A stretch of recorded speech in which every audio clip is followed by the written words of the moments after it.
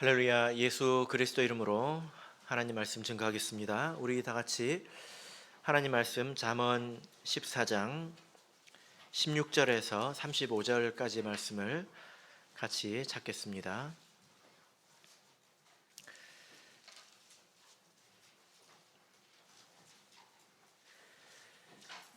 잠언 14장 16절부터 35절까지의 말씀을 저와 여러분이 한 절씩 교독하도록 하겠습니다.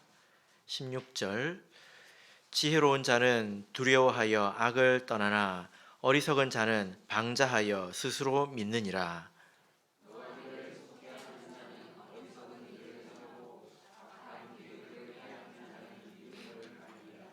어리석은 자는 어리석음으로 기업을 삼아도 슬기로운 자는 지식으로 면류관을 삼느니라.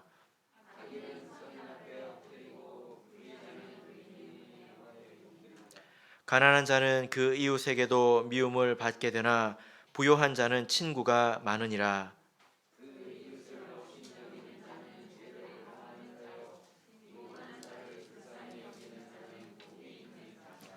악을 도모하는 자는 그릇 가는 것이 아니냐.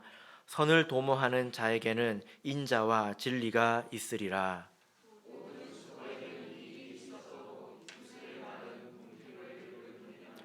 지혜로운 자의 재물은 그의 면류관이요 미련한 자의 소유는 다만 그 미련한 것이니라.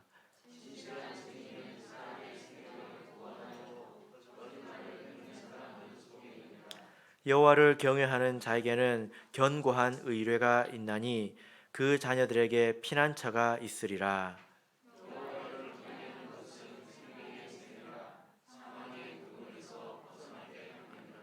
백성이 많은 것은 왕의 영광이요 백성이 적은 것은 주권자의 패망이니라.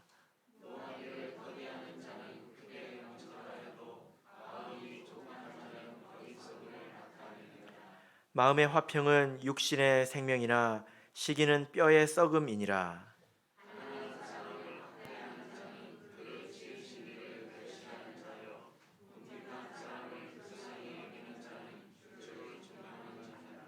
악인은 그 환난에 엎드러져도 의인은 그 죽음에도 소망이 있느니라.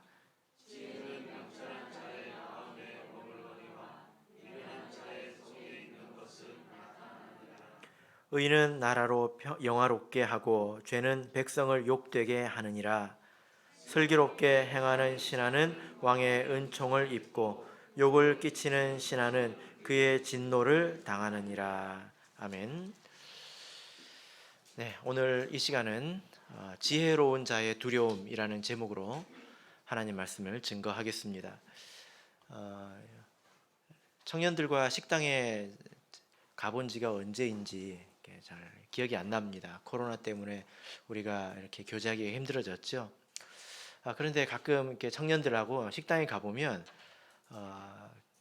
스타일이 아주 다양합니다. 좋아하는 음식도 다양하고요.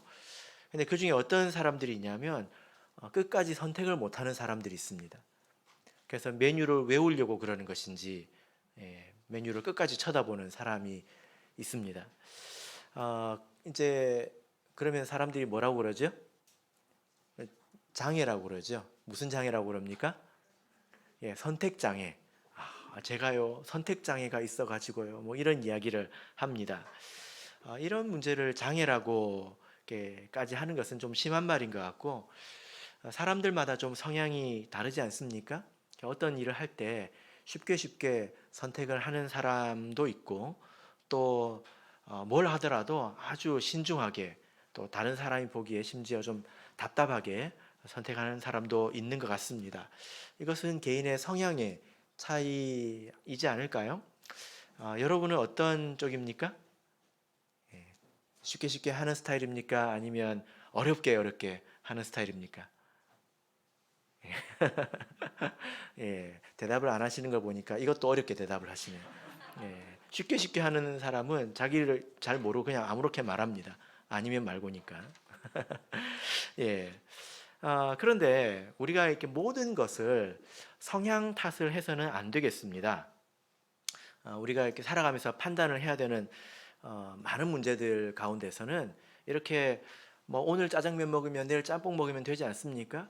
이것은 이렇게 해도 되고 저렇게 해도 됩니다. 그냥 모든 것이 짜장과 짬뽕 같은 문제는 아니지 않습니까? 어떤 문제는 아주 신중하게 결정을 해야 된다는 거예요. 그래서 우리 인생과 또 우리 신앙에 있어서 어떤 문제들은 아주 신중하게 결정을 해야 합니다. 자, 여기에서 우리가 생각해 볼 부분이 있는데, 자, 우리 15절 말씀을 다시 한번 읽어볼까요? 자, 15절 읽겠습니다. 시작. 어리석은 자는 16절입니다. 죄송합니다. 시작. 지혜로운 자는 두려워하여 악을 떠나나 어리석은 자는 방자하여 스스로 믿느니라. 예.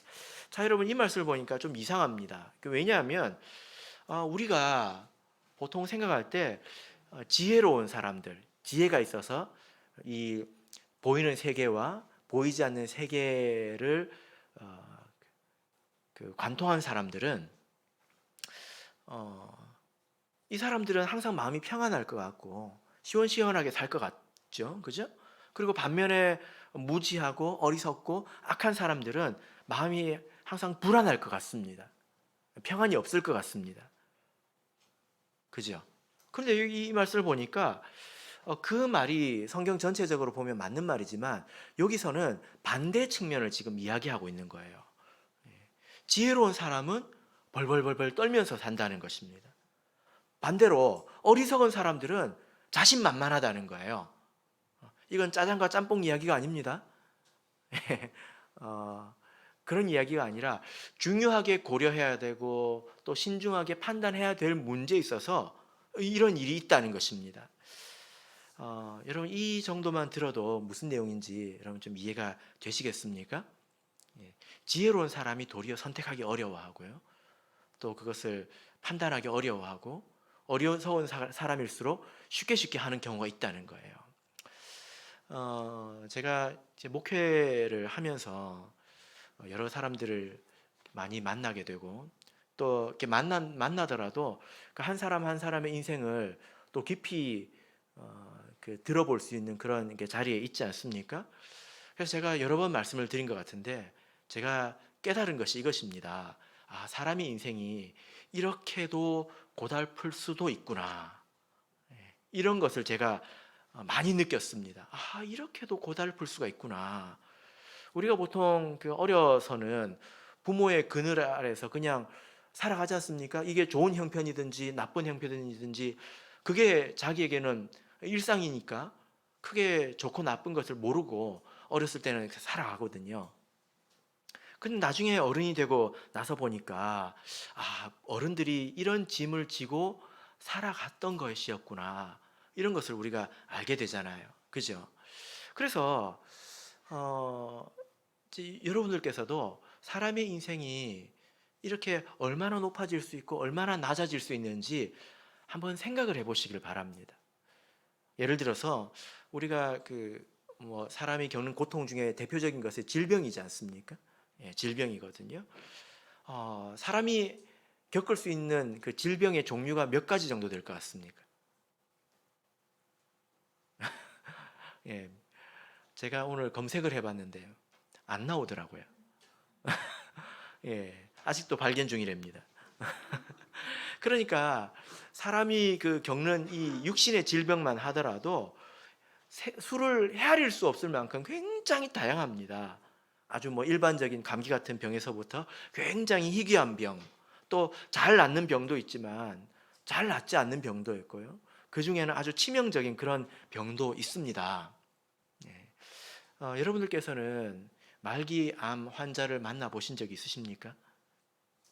보통 잘 만나보기 어렵지요. 이 뼈하고 피부만 남아가지고 고통을 받고 있는 것을 보신 적 있으십니까?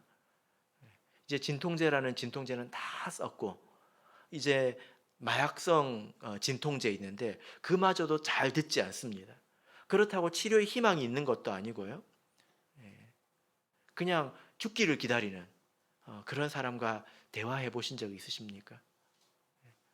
사람의 인생의 고통의 깊이가 우리가 헤아릴 수 없을 만큼 깊을 수 있습니다.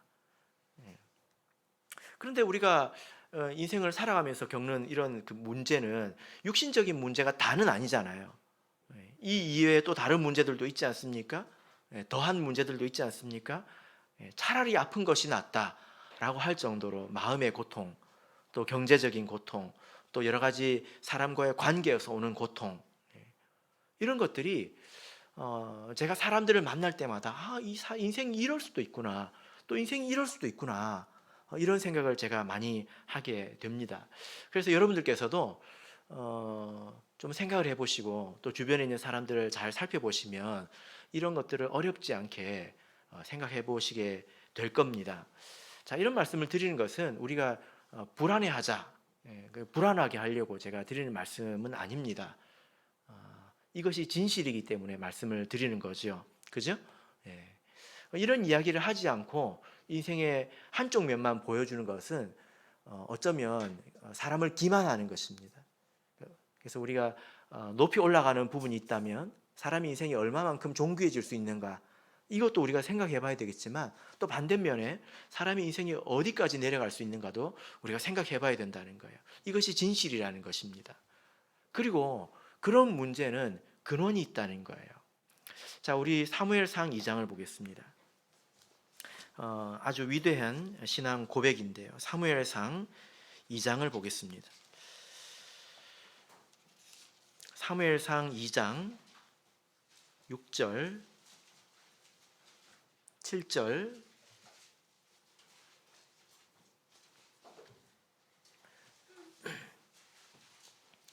사무엘상 2장 6절, 7절 같이 읽겠습니다. 시작. 여호와는 죽이기도 하시고 살리기도 하시며 음부에 내리게도 하시고 올리기도 하시는도다. 여호와는 가난하게도 하시고 부하게도 하시며 낮추기도 하시고 높이기도 하시는도다. 사람의 생사 화복이 하나님에게 달려 있다는 것입니다. 그러니까 지혜로운 사람은 이런 것을 아는 사람이죠. 사람의 인생이 얼마나 높아질 수 있고 또 얼마나 낮아질 수 있는지, 또 그런 인생의 높낮이가 하나님에게 달려 있다는 것을 알기 때문에 이 사람들은 하나님 앞에서 말 한마디, 행동 하나 하는 것, 이 모든 것이 너무너무 조심스럽다는 거예요. 그래서 항상 생각하면서 두려움에 쌓여 있다는 것입니다. 그러나 반대로 악한 사람은, 또 아둔한 사람, 지혜가 없는 사람은 인생이 어디까지 추락할 수 있는지 생각해 보지 않습니다. 그런 데는 관심이 없고요, 그것이 하나님에게서 온다는 것도 알지 못하기 때문에 함부로 말도 하고 함부로 행동도 하는 거겠죠. 제가 어떤 목사님을, 나이가 좀 드신 목사님인데요, 이런 이야기하면 여러분들은 누굴까 이렇게 생각을 하잖아요. 그냥 들으세요. 예. 어떤 목사님이 같이 식사를 했습니다. 목사님들 전체가 이제 식사를 했는데 이제 밖에서 먹으면 보통 배가 부르잖아요. 마칠 때 어떤 목사님이 커피 드실 분 했습니다. 근데 커피가 공짜였습니다. 식당에 가면 커피 이렇게 주잖아요. 커피 드실 분 했습니다. 식사가 끝나기 전에. 그래가지고 공짜니까 손을 들었어요. 들었습니다. 그래가지고 커피가 이제 나왔는데 그 사이에 배가 너무 불러버린 거예요. 도저히 먹을 수 없을 만큼 배가 불러버린 거예요.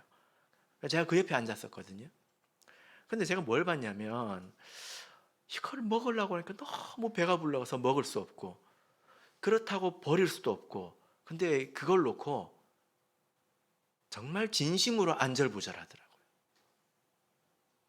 여러분, 이게 이해가 되십니까? 예? 이게 이해가 되십니까? 이 커피 한 잔 원가가 얼마나 될까요? 얼마나 될까요? 이런 그 무게로 따지자면, 그 땅에 그 돈이 떨어져 있다면 여러분들께서 줍지도 않을 겁니다. 제가 최근에 길을 가다가 10원짜리를 봤거든요. 허리 숙이는 게 아까워서 제가 안 주었습니다. 농담이고요. 주인 찾아가라고. 되게 가벼운 거지 않습니까? 근데 제가 그분이 진심으로 안절부절하는 것을 이렇게 보면서 굉장히 제가 감동을 받았습니다. 왜 그럴까요? 어, 왜 안절부절했을까요, 여러분? 여러분들이 한번 생각해 보십시오.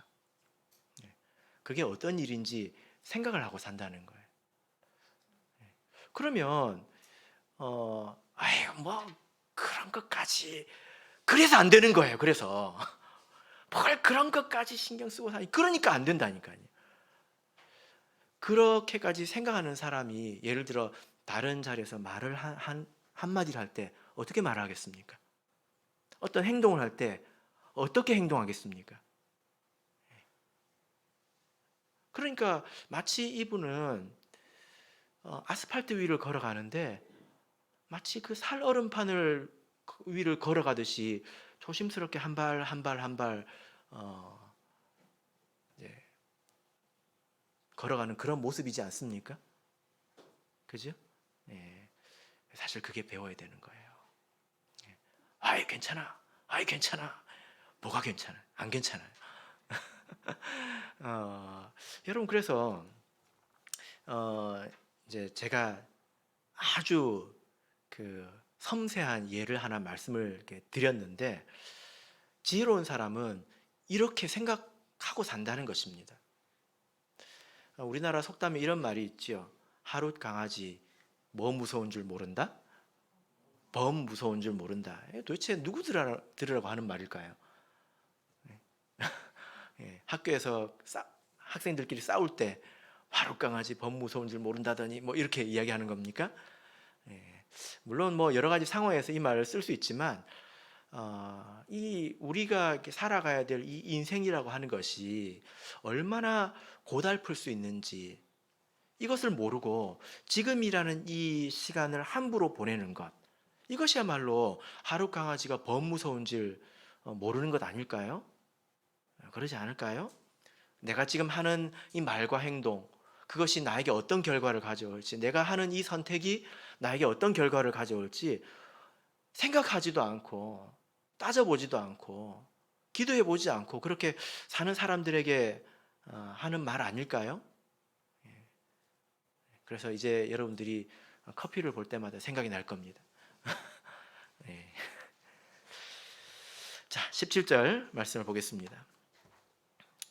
자, 본문으로 돌아가서 잠언 14장 17절 말씀을 읽겠습니다. 시작.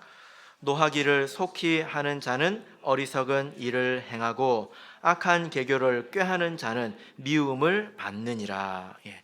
자, 여기서 특별히 이 지혜로운 사람은 어떤 면에서 두려움을 가지고 있는지 조심성이 있는지에 대해서 말씀을 하고 있는데 자 17절을 보시면 노하기를 속히 한다. 그리고 악한 계교를 꾀하는 자 이게 안 좋은 예에 대해서 이야기하고 있습니다. 자 여기서 노한다고 하는 것은 사람의 감정을 말하는 거죠. 그리고 악한 계교라고 하는 것은 생각을 말합니다. 사람의 마음에서 나오는 거죠.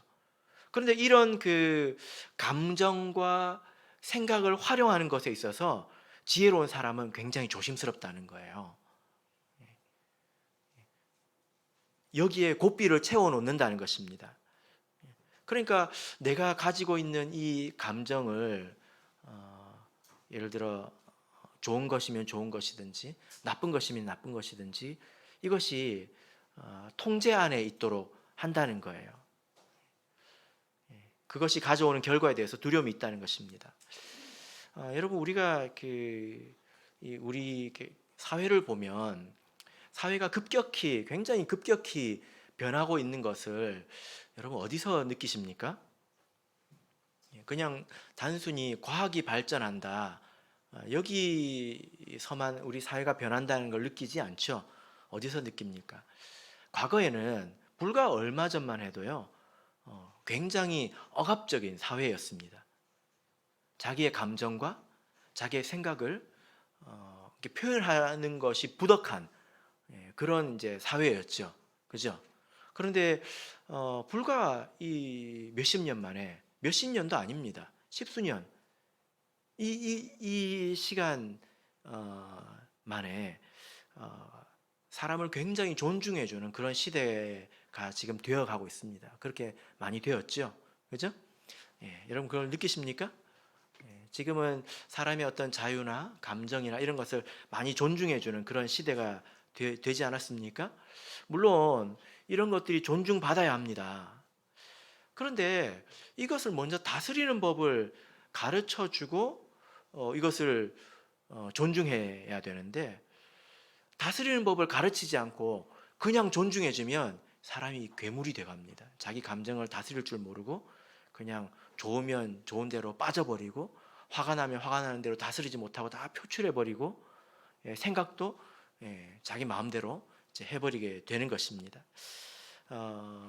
그래서 이제 그런 시류가 이제 우리 학생들에게 특히 이제 많이 드러나죠. 그래서 사춘기를 중2병이라고 요즘에는 하지 않습니까? 굉장히 심해졌다는 거거든요. 마음에 이 출렁이는 것이 그 사람이 성장함에 따라서 있을 수밖에 없는데, 옛날에는 억압적인 사회다 보니까 그런 이제 그런 것으로라도 눌러졌다는 거예요. 물론 그것이 정답은 아니지만, 근데 지금은 정답을 준 것이 아니라 그냥 뚜껑을 열어버리게 된 것 아니겠습니까? 우리 청주교회 성도님들은 어떨까요? 우리 청주교회 성도님들은 좀 반대 아닐까요? 자기 감정과 생각을 잘 드러내지 않는 분인 것 같습니다. 집에 가서 이불 속에서 드러내시죠? 네, 제가 잘 압니다. 자, 이제 19절을 보겠습니다. 자, 19절 읽겠습니다. 시작. 악인은 선인 앞에 엎드리고 불의자는 의인의 문에 엎드리느니라. 자, 여러분, 그래서 우리가 이 지금 듣는 말씀들을 우리가 생각해 보자면 조심해서 살자는 이야기입니다. 왜 조심해서 살아야 됩니까? 인생이 괴로울 수 있다는 거예요. 얼마든지. 근데 그것을 누가 판단합니까? 하나님께서 판단하시죠? 그죠? 특별히 어떤 면에서 조심해야 된다는 것입니까? 자기 감정과 생각을 드러내는 것에 대해서. 그래서 여러분들께서도 자기 자신을 한번 돌아보시길 바랍니다. 자, 이제 19절부터는 끝절까지 어떤 내용이 이제 반복이 되냐면, 어떤 것이 선이고 어떤 것이 악인지 이런 내용도 말씀을 해주시고요. 그리고 중간중간에 그 선과 악이 우리에게 가져다주는 어떤 유익과 해로움, 이런 것을 이렇게 중간중간 이렇게 말씀을 해주십니다. 19절의 말씀은 어떤 결과라고 볼 수가 있겠죠. 그죠? 악인은 선인 앞에 엎드리고 불의자는 의인의 문에 엎드리느니라. 이것은 결론적인 부분입니다. 여기서 엎드린다라고 하는 것은, 보통 이제 성경에서 엎드린다라고 하는 것은 사람이 하나님에게 혹은 종이 주인에게 혹은 죽었을 때 엎드린다, 이렇게 표현을 합니다. 선인과 악인의 인생에는 승패가 있다는 거예요. 자, 여러분, 우리 그 사는 세상에도 인과응보가 있지 않습니까? 인과응보라는 말이 있지 않습니까? 그 말 뜻이 뭐죠? 행한 대로 대가를 치른다, 그런 말 아닙니까? 또 사필귀정, 또 권선징악, 이런 말이 있습니다. 그래서 뭐 행한 대로 사람들이 대가를 치른다, 또 결국에는 모든 것이 다 바른 방향으로 가게 되어 있다라고 하는 말이 있지만, 여러분이 보시기에 세상 사람들이 이 말을 믿는 것 같아요, 안 믿는 것 같아요? 예? 믿는 것 같습니까, 안 믿는 것 같습니까? 예. 우리나라 그 전래 동화를 보면 해와 달이 된 오누이, 여러분 아시죠? 그래서 그 호랑이가 도끼를 찍어가지고 나무 위로 올라오니까 이제 하늘에 대고 빌지 않습니까? 그죠? 근데 그런 도움이 하늘에서 내려옵니다. 이게 무슨 말이냐면 막연하다는 거예요. 세상에는 없다는 거예요. 그랬으면 좋겠다 이지 세상에서 그런 일이 성취되지 않는다는 거예요. 그리고 흥부와 놀부, 흥부는 착한 사람이고 놀부는 나쁜 사람이잖아요. 뭐 대체적으로 그렇게 알고 있습니다. 그런데 누가 그 복을 가져다 줍니까? 제비. 예. 그게 무슨 말입니까?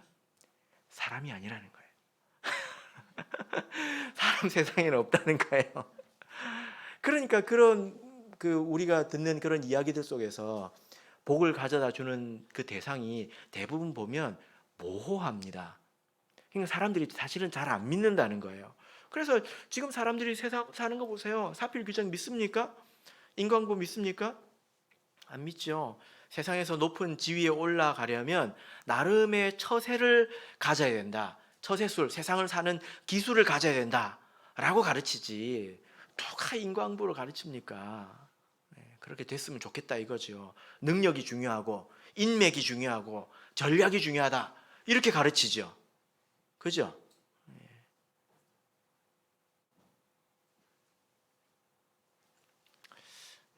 물론 이것은 좀 극단적인 이야기이긴 하지만 전체적으로 보자면 그렇습니다. 제가 왜 이런 말씀을 드리냐면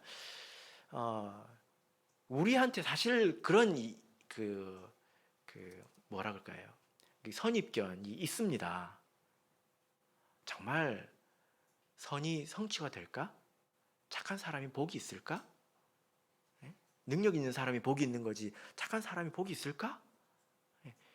이런 생각이 사실 한국에 사는 사람들에게는 이제 기본적으로 다 있어요.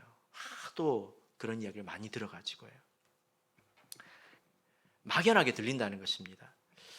근데 오늘 이 말씀은 막연하게 제비가 씨앗을 물어다 준다는 이야기도 아니고 하나님께서 그렇게 해주시겠다. 이 하나님의 말씀이고 약속이지 않습니까? 그죠? 그러니까 우리가 악하게 또 아무리 능력이 있다 하더라도 악한 자는 아무리 무능하다 하더라도 선한 자에게 결국 무릎을 꿇는 인생을 살게 된다는 이 말씀이지 않습니까? 그죠? 여러분들은 이 말씀을 믿으십니까? 정말 그렇다고 믿으십니까? 제가 봤을 때 제가 그러니까 한 분이 어떤 생각을 하고 있는지 한 분이 어떤 생각을 하고 있는지 제가 잘 모릅니다. 그런데 이렇게 떠돌아다니는 그 평균적인 생각은 제가 좀 느낄 수 있어요.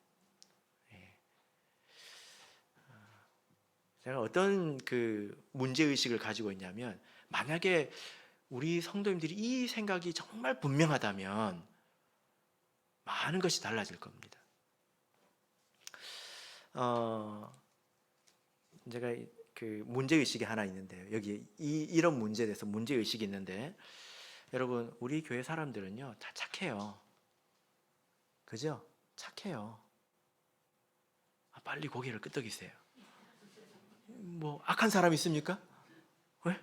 뭐 제가 여기서 딱 보니까 다 착해요. 그죠? 예. 그러니까 문제인 거예요. 착한데 왜 나는 말씀처럼 이렇게 형통하지가 않지? 예. 나중에 이 말씀을 보면 이 지혜로운 자에게는 재물이 덤으로 오게 돼 있습니다. 예. 그러니까 뭐가 좀 이상한데? 이게 다가 아닌갑다. 그래서 이 말씀이 뿌옇게 안개가 낀 것처럼 이렇게 보인다는 것입니다. 예. 또 하나 이상한 광경이 있는데 그게 뭐냐면 착한 그 사람이 하나님 앞에서 완악하다는 거예요. 이 말씀을 여러분 한번 생각해 보시기를 바랍니다. 착한 사람이 하나님 앞에서 고집 부리는 경우가 있더라는 거예요. 이게 무슨 말이냐면 제가 어떤 구체적인 예를 들면 나들으라고 하는 소린가? 제가 말을 못 하겠습니다. 누구 꼭 들으라고 누구를 겨냥해서 하는 말인 것 같아가지고 제가 한마디도 말을 못 하겠습니다. 그런데 이런 거예요. 사람은 순하고 착합니다. 친절하고요. 그리고 교회에서도 예배도 잘 나옵니다. 안식일도 안 빠지고요. 또 교회 봉사도 열심히 합니다. 그런데 어떤 특정 영역에서는 자기 마음대로 합니다. 절대 안 고쳐요. 그래서 심지어 목자도 말하기 힘듭니다. 그런 부분에서 돌아보지도 않고 다른 사람들이 말하고 건드리는 것을 용납지 않습니다. 이런 걸 뭐라고 그러죠? 불가침 영역이라고 하죠. 불가침. 아무도 건들지 마. 그것 빼고는 사람이 다 좋으니까 잊어버리고 다 그냥 좋게 좋게 사는 거예요.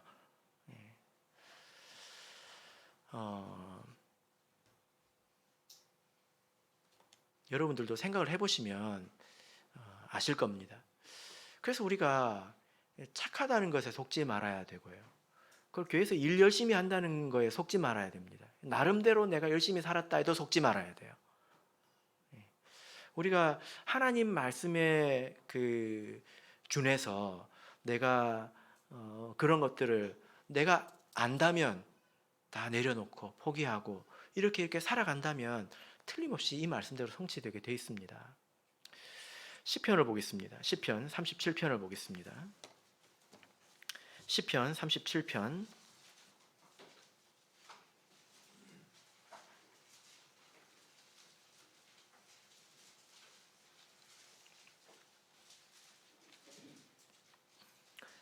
10편 37편 25절을 보겠습니다.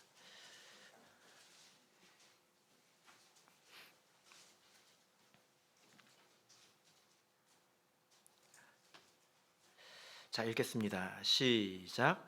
내가 어려서부터 늙기까지 의인이 버림을 당하거나 그 자손이 걸식함을 보지 못하였도다. 자, 여러분, 이 사람이 어려서부터 늙기까지, 그러니까 이 사람이 지금 이 말을 할 때는 젊은 사람이라는 거예요? 아니면 늙은 사람이라는 거예요? 늙은 사람이죠. 이 사람이 누구일까요? 37장 앞쪽으로 와보면 혹시 여러분 성경 위에 다윗의 시 이렇게 적혀 있습니까? 다윗의 말이에요. 물론 이것이 하나님 말씀이기도 하지만 다윗이 하나님의 다스림에 대해서 관심을 가지고 사람들을 이렇게 다 이렇게 본 거예요. 사람을 살펴본 거예요. 다윗은 지혜로운 사람이고 또 믿음이 있는 사람이지 않습니까? 하나님의 다스림이 정말 그렇게 성취가 되는지 한 사람 한 사람을 이렇게 본 것입니다. 그리고 결론 내린 게 무엇입니까? 이 말씀이에요. 의인은 버림을 당하지 않는다. 예외가 없다는 것입니다. 그러다 보니까 이 다윗이 하나님 앞에서 더욱더 두려움이 생겼겠죠. 그죠? 만약에 내가 하나님 앞에서 하는 행동이나 이런 것들이 자유롭고 편하다면 내가 이 이치를 깨닫지 못하고 있다는 것일 수 있습니다. 그래서 이제 목회를 하면서 제가 많은 성도를 대하면서 이제 얻는 그 유익이기도 하고 또 역설적인 부분이기도 한데 자신감이 더 생기는 게 아니라 두려움이 더 커지는 것 같습니다. 근데 이것은 꼭 목회를 해야 얻는 게 아니라 여러분들께서도 하나님의 다스림이 정말 그대로 임하는가? 정말 그런가? 하고 나를 살펴보고 사람들을 살펴보면 여기에 이룰 수 있다고 저는 생각을 합니다. 그리고 우리는 기본적으로 하나님의 말씀이 틀림이 없다고 믿죠? 그죠? 그래서 우리가 지금부터라도 이렇게 생각을 하고 살아야 되는 것입니다. 자, 이제 20절, 21절을 읽겠습니다. 잠언 14장 20절, 21절 같이 읽겠습니다. 시작. 가난한 자는 그 이웃에게도 미움을 받게 되나 부요한 자는 친구가 많으니라. 그 이웃을 업신 여기는 자는 죄를 범하는 자요 빈곤한 자를 불쌍히 여기는 자는 복이 있는 자니라. 자, 여기 이제 구체적으로 의로운 사람 또 지혜로운 사람에 대해서 이렇게 그 사람이 어떤 삶을 사느냐에 대해서 구체적으로 말씀을 하시는데 그 첫 번째 내용이 이것입니다. 20절은 이제 일반적인 내용인데요. 일반적인 관찰, 세상이 이러하더라. 일반적인 관찰을 이야기합니다. 그게 뭐냐면 가난한 자는, 그러니까 약한 자는 사람들한테 사랑받지 못한다는 것입니다. 또 강한 사람들, 돈이 있다거나 능력이 있다거나 뭐가 있는 사람들은 사람들한테 사랑받더라는 거예요. 이게 세상의 일반적인 이치라는 것입니다. 여러분들도 살아보니까 그렇죠. 그죠? 예. 우리가 그렇다는 게 아니라 세상적으로 세상이 일반적으로 이렇지 않습니까? 그래서 20절 말씀은 이래도 된다는 게 아니라 세상을 살펴보니까 이러하더라는 거예요. 21절은 그런 세상 속에서 우리 성도는 어떻게 살아야 되는가에 대해서 말씀을 합니다. 무엇입니까? 예. 세상적인 부귀를 가지고 사람을 판단하지 말고 그들을 대하지 말아야 된다는 거예요. 여러분, 한 영혼이 천하보다 귀하다고 하지 않습니까? 그래서 여러분들 이렇게 생각을 하시길 바랍니다. 요즘 사람들이 제일 되고 싶어 하는 게 뭔지 아십니까? 옛날에 유튜버라고 했죠, 지난주에. 그건 이제 아이들 이야기고요. 어른들 세계 속에서. 어른들이 제일 되고 싶어 하는 게 뭔지 아십니까? 건물주예요, 건물주. 건물주. 작은 거 말고 큰 거. 근데 제가 이제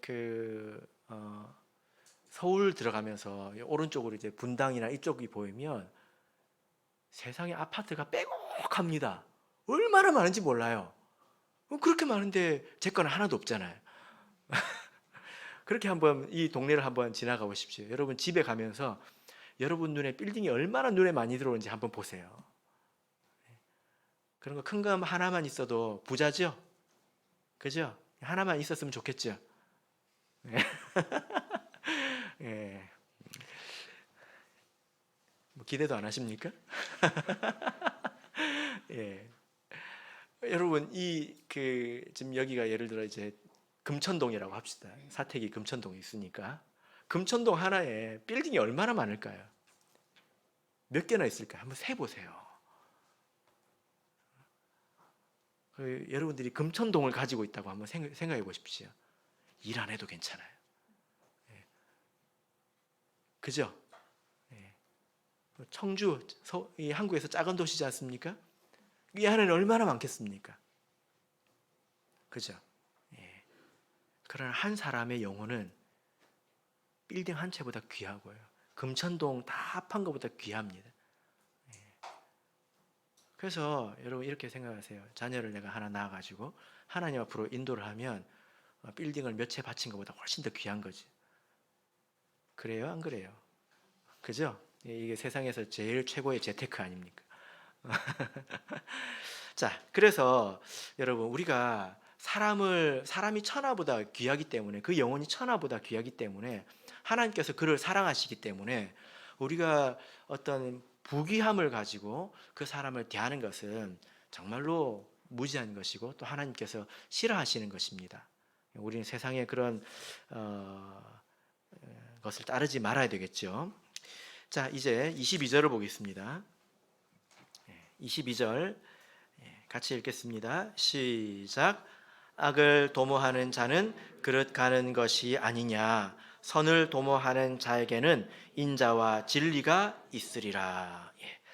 자, 여기 보면 이제 선한 계획에 대해서 말하고 있습니다. 사람이 지혜로운 사람은, 또 하나님 앞에서 바른 사람은 마음속에 어떤 선한 계획이 있다는 것입니다. 여러분은 요즘 어떤 계획을 가지고 살고 계십니까? 뭐 크고 작은 계획이 여러분 마음속에 있을 거예요. 내가 이걸 해야지, 내가 이걸 해야지, 또 이렇게 돼야지, 이런 그 크고 작은 이루고 싶은 어떤 그런 계획들이 여러분 마음속에 있을 텐데요. 그냥 사시는 건 아니잖아요. 생각해 보면 다 내가 하고 싶은 게 있습니다. 갖고 싶은 것도 있고요. 되고 싶은 것도 있습니다. 뭐가 있으십니까? 그게 어떤 것인지 생각해 보라는 것입니다. 선한 계획이라고 하는 것은 선한 선을 도모하는 자라고 하는 것은 자기를 위한 것이 아니라 모두에게 유익이 되는 것, 또 하나님 나라의 덕이 되는 것, 그런 어떤 계획이 있다는 것입니다. 꿈이 있다는 거죠. 그죠? 예. 이제 그런 사람이라면 그런 사람에게 무엇이 있습니까? 인자와 진리가 있다. 우리가 하나님 보시기에 바른 계획을 세우고 그것을 마음으로 원하고 있을 때 하나님께서 그에게 지혜를 주신다는 거예요. 혹여 여러분 너무 나만 생각하고 살고 있지는 않습니까? 내가 이렇게 돈을 모아가지고 내가 이렇게 해야지, 내가 이렇게 살아야지, 빨리 내가 뭘 해야지, 이렇게 나만을 위한 것이 이지 않습니까? 생각을 조금만 달리하면 이것이 모든 사람들을 위하는 것이 될 수 있죠. 그죠? 생각을 잘 하시면 됩니다. 내가 잘 되는 것이 공동체의 유익이 되는 삶을 살면 되는 거죠. 자, 23절 읽겠습니다. 23절 읽겠습니다. 시작. 모든 수고에는 이익이 있어도 입술의 말은 궁핍을 이룰 뿐이니라. 22절에서는 계획에 대해서 이야기를 했다면 이제 23절에서는 실천에 대해서 이야기를 하는 것이죠. 수고에는 이익이 있지만 입술의 말에는 이익이 없다는 것입니다. 그러니까 선한 사람, 지혜로운 사람, 하나님 보시기에 바른 사람은 바른 것을 계획하고 그것을 조금씩 실천하는 사람이지 입만 가지고 떠드는 사람이 아니라는 것입니다. 그런 소망을 가지고 여러분 조금씩 실천하다 보면 하나님께서 능력도 주시고 또 힘도 주실 것입니다. 자, 24절 같이 읽겠습니다. 시작. 지혜로운 자의 재물은 그의 면류관이요 미련한 자의 소유는 다만 그 미련한 것이니라. 자, 우리가 잠언에서 또 성경 전체를 보면 우리가 틀림없는 것이 있는데 이게 뭐냐면요. 일반적으로 지혜롭고 하나님 보시기에 바른 사람은 재물이 있다는 것입니다. 제가 뻥치는 걸까요?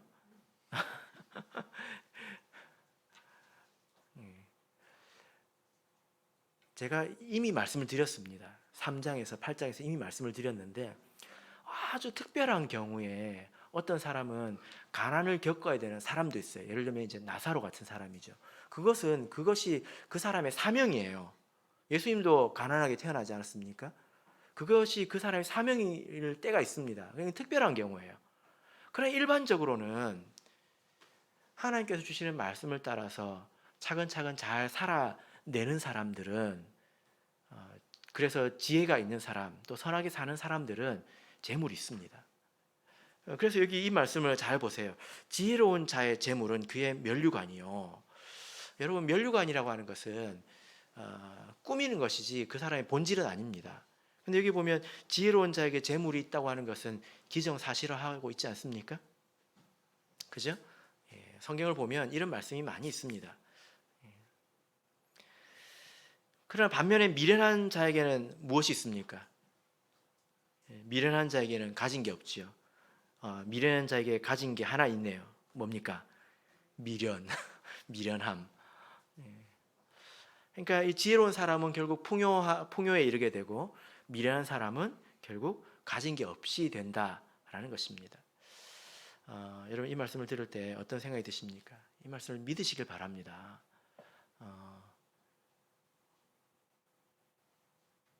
아무도 안 믿으실 거예요? 믿으시길 바랍니다. 우리가 너무 영화를 많이 보고 그냥 어떤 잘못된 것을 이렇게 믿을 수 있어요. 말씀을 믿으시기 바랍니다. 신앙생활 열심히 하면 핍박받고 또 신앙생활 열심히 하면 고통스러워집니까? 그런 생각을 하는 경우가 있긴 하더라고요. 근데 성경을 보시면 나를 위해서 부모나 자식이나 전토를 벌인 사람은 어떻게 된다고 했습니까? 몇 배 받는다고 했습니까? 예? 그런 말씀은 기억을 하고 사셔야죠. 나를 위해서 버린 사람은 몇 배를 받는다고 했습니까? 10배 받는다고 했습니다. 10배. 예수님께서 말씀하셨어요. 근데 핍박을 겸하여 받는다고 했죠.